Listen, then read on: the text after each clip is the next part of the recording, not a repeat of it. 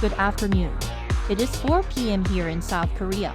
I am Arirang News. AI anchor, Arirang. The massive walkout by junior doctors could soon spread to a collective resignation of medical professors nationwide. An emergency response committee of professors from 19 medical schools across the country decided in a late-night online meeting on Tuesday to determine whether to submit collective resignation letters by Friday.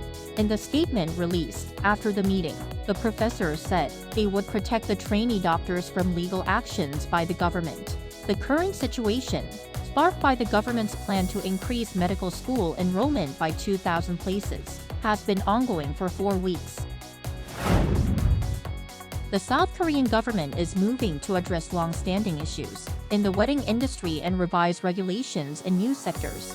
From next year, firms will be required to disclose prices of wedding-related goods and services, such as dress and venue rentals and wedding photography on the Korea Consumer Agency website. Individuals will also be able to send foreign-denominated currencies through prepaid electronic payment services, allowing people to more easily split the bill when traveling abroad. South Korea's job figures jumped by over 300,000 on-year for the second consecutive month in February.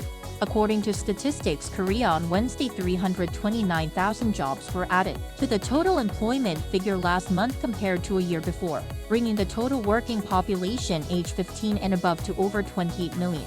The employment rate rose 0.5 percentage points from the year before to 61.6% last month, the highest for any February since related data was first compiled in 1982. February's unemployment rate was 3.2%, a 0.1 percentage point jump from the year before.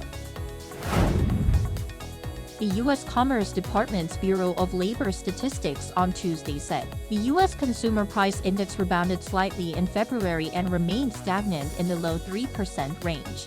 According to the latest data, U.S. CPI rose 3.2% compared to the same month a year ago and was up 0.4% from the previous month. Meanwhile, excluding volatile food and energy prices, core CPI rose 0.4% in February, up 3.8% on year.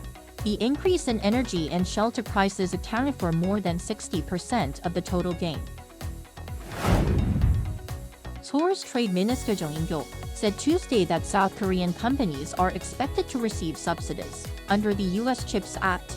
Speaking to reporters upon arrival at Dulles Airport in Washington, Chung said it's certain that the country will receive subsidies from the Semiconductor Act, but the scale is uncertain.